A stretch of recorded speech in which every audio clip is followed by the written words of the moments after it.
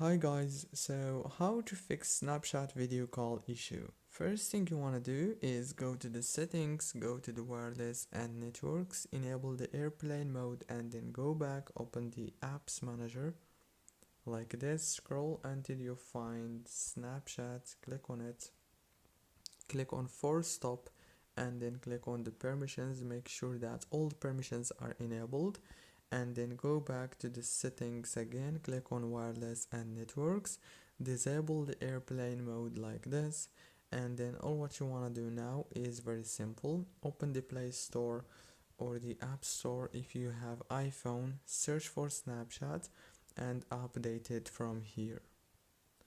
Don't forget to like and subscribe. Thank you for watching this tutorial.